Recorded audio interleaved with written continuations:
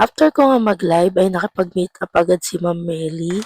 Ayan, 4 years ko ng customer. Then after Wow! naman naming mag-meet up ay ayan, may pambili na kami ng konting pangangailangan namin. Actually, ilang araw na sila walang gatas. Ayan, tama-tama naman. Then, dungis nga nila dyan kasi nga nadaanan ko lang sila. Dahil pag nagla-live ako, naglalaro sila sa labas. Then, nung magdi-deliver ako, humabol sila. Ayan, gatas, biskwit, ang mga kinuha nila. Then, para sa baon. Then, kumuha na rin ako ng corned beef dahil bala kong gawin yung nag-trending ngayon na sinigang na corned beef. Ay, okay, ako ganito ako magsigang. Piniprito ko muna yung mga gulay-gulay. Ayan, nasabi ko na sa inyo yan dati. Then, eto na, ginisa ko ng hiwalay yung corned beef. Hindi ko talaga siya nilagyan ng bawang kasi baka ma-overpower nung mga ibang panggisa or basta baka ma-overpower yung lasa niya. What? So, baka hindi magustuhan ng mga bata.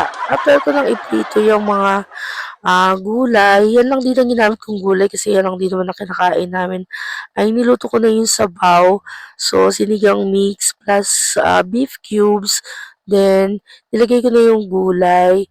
Tapos, isinaling ko na yung binukod kong pagkakagisa na corned beef. Ayan na, sasapaw mo lang siyang ganyan. Pag hindi ganyan ang pagkakaluto niyan mga mare ay, naku, hindi yan What? masarap.